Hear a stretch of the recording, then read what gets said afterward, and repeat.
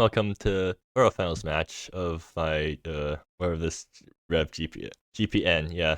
Yeah, welcome to Quarterfinals match of GPM. I'm playing against Drake, who seems to be on. Let me check their deck right now. They're on Grixis control. Do they have a lot of counter spells? Main board doesn't seem like it, right? They do have some counter spells, but not too much. Yeah, that's good for me because I'd rather not play against a bunch of counter spells. Oh wait, do we do? This is semifinals, right? Do we do seeds here?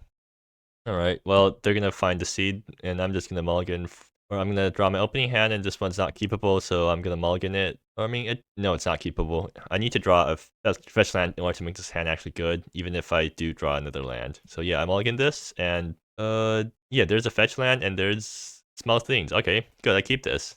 And then I bomb the Annihilator suit because it's more likely that I ramp to a 5-drop than ramp into a 7-drop. Actually, who's on the play anyways? Okay, sure. Alright, I mean, this is still a good hand on the play because, look, enough 2-drops and then an Asahai to ramp into. So even if one of my 2-drops gets countered or answered, that's still fine. So I think turn 1 Gilded Court, tap it to get a land type. Do I give this thing Forest? They just play Luxurious Sweet tapped, turn 1.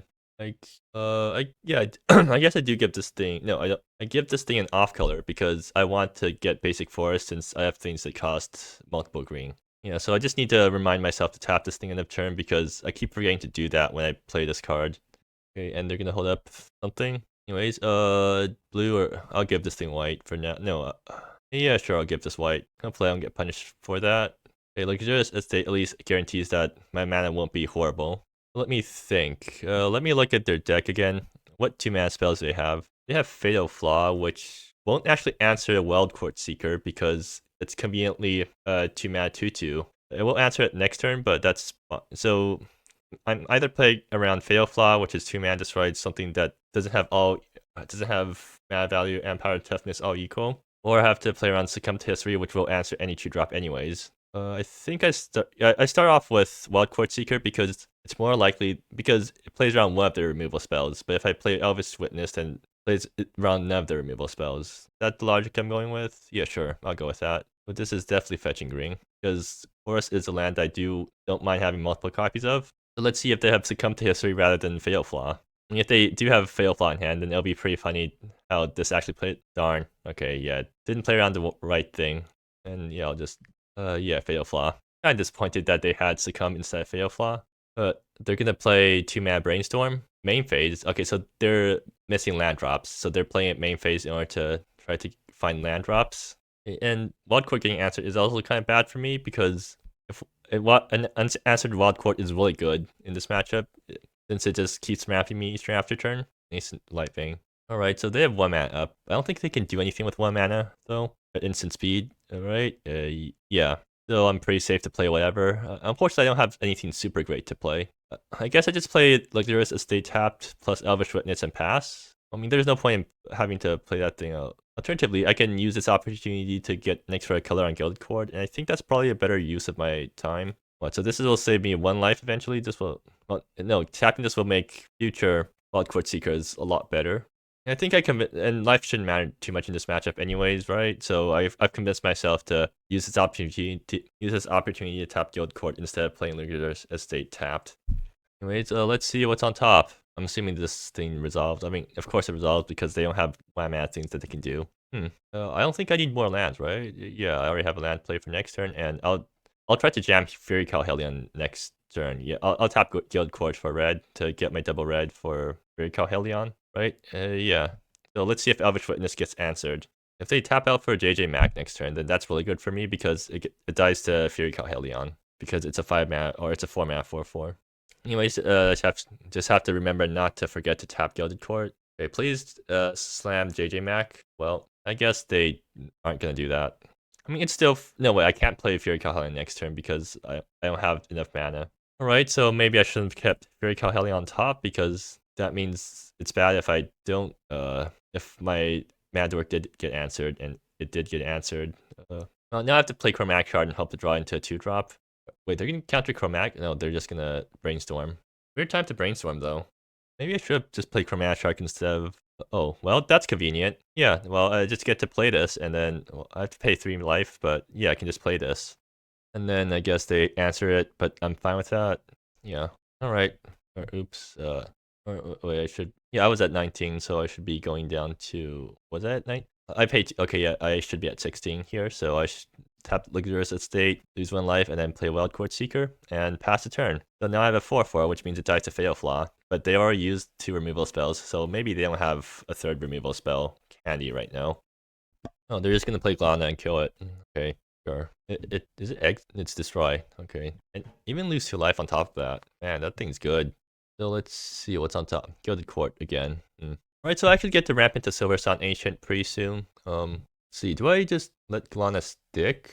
Because I can Fury Call Helion their estate. Is attacking their mana right now more efficient than attacking their Planeswalker?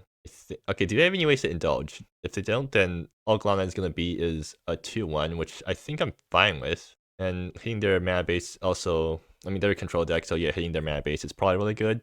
I do need to lose life to cast Fairy Calhelion, but that's fine. Yeah.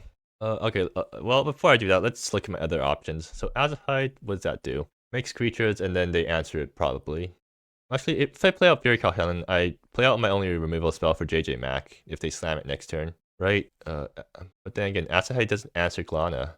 Maybe just getting on board is better. Okay, what 5-mana thing do I have to play around? Using Cognitive Emotion? I think Fury Helen is just the best play here because it gets on board and it forces them to have something. So yeah, I'll do this. And do I put this guy in the tunnels? How many creatures do they run? You know what? Yeah, screw it. I'll put this guy in the tunnels because why not? Might as well make the board more complicated, right?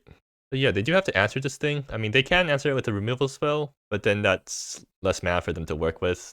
Yeah, they have to brainstorm now.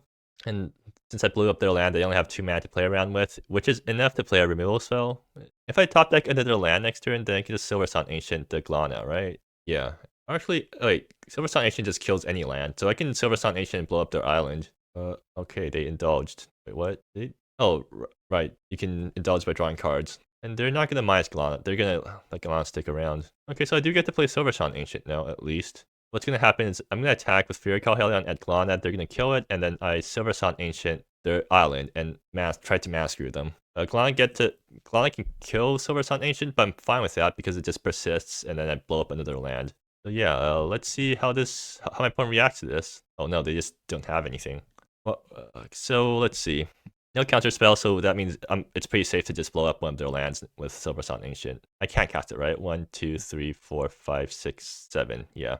3 green, which can be made by. I have to pay a life for that. That's fine. Yeah, that's fine. That's fine. 1, 2, 3. Yeah, 3 green. All right. Let's blow up their island. Oh, they just see GG now. I mean, yeah. Looks like they just didn't get a hand with that many counter spells, and I got a hand with lots of threats, and they just eventually ran out of answers. That was a good game for me. Hopefully the same will happen again. What do I bring in? Does Solemn Graveyard do anything against them? I don't think so. Yeah, they're like all instants or sorceries. Okay, so they have Planeswalkers and artifacts. Do they have anything post-board they need to worry about? Counter spells, I guess. Maybe I do bring in, no, New Growth. I don't think I bring in New Growth. The Braves will, well, let's first about board out Let Them Eat Cake because it's absolutely useless in this matchup. It's kind of lucky that I didn't actually draw this card. Anyways, I bring in the Braves because they kill the Planeswalkers that I actually care about and their creatures. And what else do I bring in? Need to bring out anything else? I don't think so. I mean, all my cards seem pretty good. I know Annihilator Suit seems kind of bad, but I'm gonna keep it in anyways because I don't have anything better. Does Crown Guard ban useful at all? No, 2 mana to try to ban something random doesn't seem great. Like their deck has enough redundancy that there's not a single piece that I can Crown Guard ban and feel happy about, unless I have knowledge of what's in their hand. A Solemn Graveyard. Wait, doesn't this thing turn off my own consonances? I guess if I'm bringing this in, I'm gonna board out my consonants. Yeah, I don't know what this card's in my sideboard. After Festival might be fun just because it's a creature that does things. Bring a house down is useless. Yeah, I'll go with this. So let's see, do I get a good hand? Yes, I do, because I have Elvish Witness, Chromatic Shard, and Rift Off in case they have a Glana or something. Annihilator Suit is kind of weak, but I'll keep it anyways. I mean, I'm fine with any hand that has a 2-drop, really. Okay, so Nascent Light Vein might be untapped eventually. Okay, So I too play Gilded Court first and tap it for a land type. Do I tap it for forest? I think I do have to tap it for forest just so I can play Elvish Witness on 2. I mean, I'm alright with tapping this for forest. Okay, Alahana, that's painful. At least I've drift off. Also, I guess Alahana is one reason to keep in Let Them Eat Cake, but I'm not gonna keep in a single card just for that. Anyways, ouch. Oh, Mountain, that's convenient. So if I play Elvish Witness and it gets answered right away, I can't actually play Drift Off next turn. Although I really want to play Drift Off to deal with Alahana. Am I alright if Alahana hits me for 2 more turns? Like, if I take 6 AM total from Alahana or from the triggers, I think I'm alright with that outcome. Alternatively, I can just skip my second turn and play Nascent Lightbane. What if I save Elvish Witness so I can play Nascent Lightbane on the same turn and try to so I can untap it? No, that's getting too. Actually, no. Chromatic Shard will make Nascent Lightbane untapped. Interesting. Yeah, I think I'm thinking too hard. I'm just gonna play Elvish Witness, and it's probably gonna get removed, but that's fine. Or is it? I get to Scry too. I mean Surveil too. That's worth at least something, right? If I go Chromatic Shard, what do I do next turn? I still just play Drift Off and yeah, I'll play Elvish Witness. And okay, Drift Off. Okay, good. Plane's on top, and then do I keep the second Drift Off? Do I need to worry about Drift Off getting countered? I don't think I do, right? Because if it gets countered, then I'm fine because it leaves an opening for running of the bows. Is that the logic I'm going with? Am I fine with drawing? Yeah, I think I'm fine with drawing more drift offs just because I have running the bow and annihilator suit, so I just have to slow down the game until I can drop my big things. They probably brought in more things I can drift off because they have some more permanents in their sideboard. So yeah, anyways, use your removal spell on Elvish Witness, please. Shatter Identity. Oh. I see. Well, you completely missed. Yeah, that's the problem with playing Shatter Identity against a deck that's literally playing Grand Consonance, right? Like, you don't know what card type I could have because I have all of them. Maybe that's a good... No, you shouldn't play... yeah, they could have boarded this thing out, so I'm surprised they didn't do that. Anyways, I get to play Nascent Lightbane on... Get to play Nascent Lightbane untapped, which is cool, I guess. So this thing can fetch Island. Well, no, I should use this to fetch Forest because I might need double whatever color eventually. And then does 1 damage matter? It probably doesn't. So I'll use this opportunity to tap Gilded Court for another color too. No, I already have all the land types. I don't need Gilded Court to make more colors, right? Guess this thing.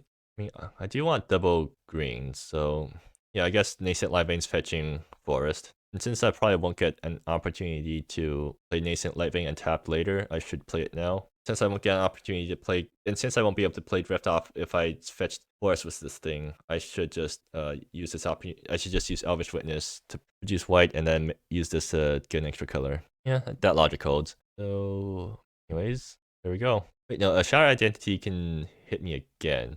Okay, yeah, Elvish Witness makes extra colors that's needed for Nascent Lightbane.